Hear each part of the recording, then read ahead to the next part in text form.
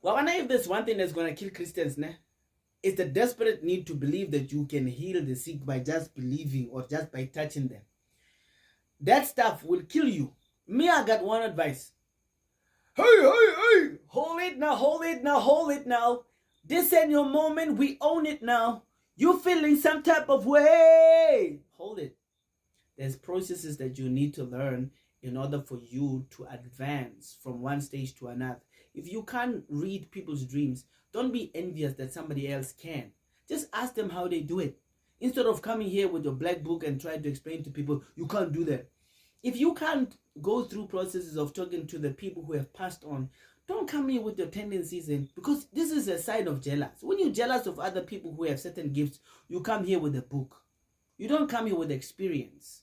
Come with experience and say, you know what, somebody is hurt, they cannot heal because somebody is dead. Is there a way we can talk to that person so they can heal better? There are ways of actually talking to those people and find out where they are at the moment.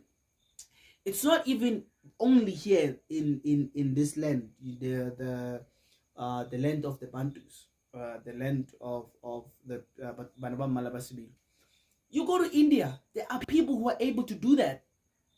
There are people, because knowledge is like the sun. The sun is hot everywhere. Not that the sun is different when you go to other places. It's the same. Knowledge is the same everywhere.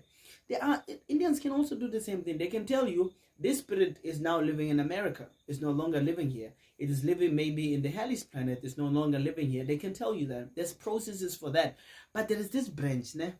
There is this small little branch of philosophy called Christianity. They think they own the world. But they're just a small little branch that convince people by certain trickery, or they are the right one. Therefore, knowledge is broad. It's not limited to the Jewish people. It's very broad.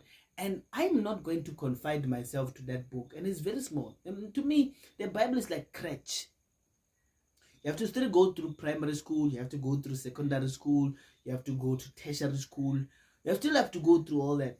But the Bible still go crazy. Not for me. I know you're enjoying it. That's fine. But I've gone through that. And every now and then I'll get a challenge from somebody and I'll address it, you know. But at the same time, I can open up and say, here's what I've learned besides this book. There are other avenues of spirituality that you haven't tapped in. You haven't tapped into the Bhagavad Gita. You haven't tapped into the Quran. You haven't tapped into the Srimad Bhagavatam. See them for what they are. You haven't tapped into the Vedic literature.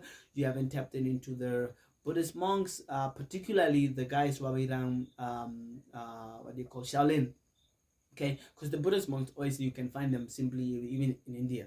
Okay, but I'm just saying, you guys have a desperate need to prove those events that Jesus did.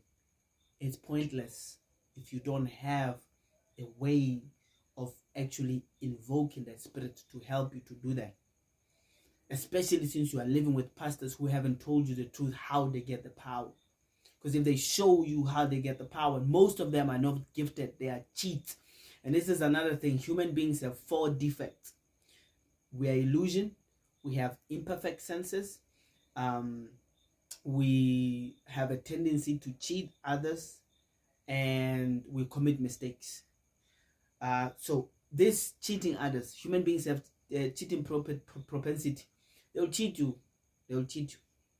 Traditional healers will cheat you. They'll betray you.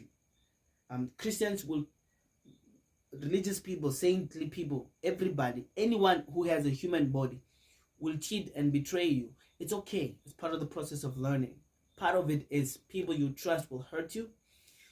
And it doesn't matter where you go. There's always going to be somebody, whether it's politics, whether it's religion, I don't care where you go. There's always going to be 1 or 2 people that's going to hurt you or betray you or disappoint you. All that matters is what is the goal you want to achieve from being with those people. Eventually, the spirit is the one that you are the one that's going to leave this place, earth. When you leave, the amount of knowledge you have will be the one that will assist you at the point of death to choose where you want to go next.